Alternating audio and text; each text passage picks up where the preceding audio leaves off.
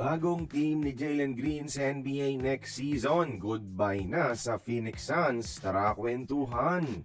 Sa pagpapalakas ng Phoenix sa upcoming season, di na nila nakikita ang importanteng piyesa si Phil-Am guard Jalen Green sa future mga idol. Kaya habang mataas pa ang value, pinag-shopping na nila ngayon ang Pinoy sa trade market at mukhang next season nga mga idol, bago na naman ang team ni kabayan Jalen Green. Ayon pa mismo sa sikat na SB Nation, ang number 1 trade target ng Phoenix ngayon ay ang Milwaukee Bucks kung saan ititrade si Jalen kasama si Mark Williams at Ryan Dunn para makuha si Miles Turner, Kyle Kuzma at Gary Harris mga idol. Win-win situation ito para sa magkabilang teams at magtatambal pa sa Bucks si Jalen at ang isa pang scoring guard na si Tyler Hero mga idol.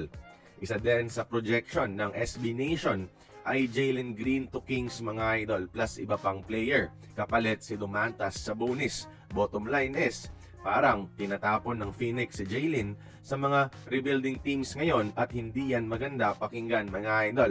Projection pa lamang yung trades na yan ng SB Nation pero totoong sinashopping na ng Phoenix si Jalen sa trade market and most likely he will be traded next season or before the season even begins. Pangit lang dahil injuries din kasi naging problema ni Jalen Green mga idol kaya nagiging inconsistent siya.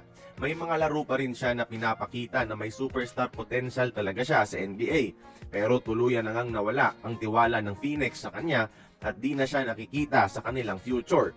Sana kung saang team man mapunta si kabayan Jalen Green via trade next season, mapatunayan niya na consistent siya at maaabot pa ang all-star potential.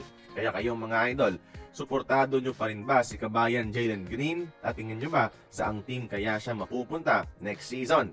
Join the conversation, magkomento lamang sa ibaba.